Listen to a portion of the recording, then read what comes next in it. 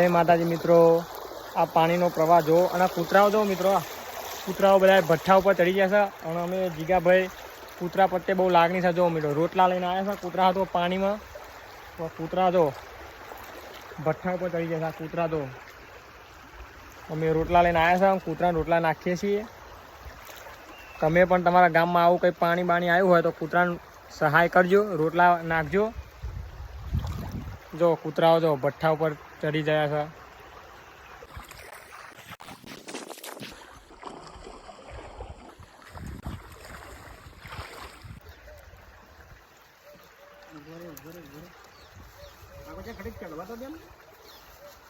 ઘરે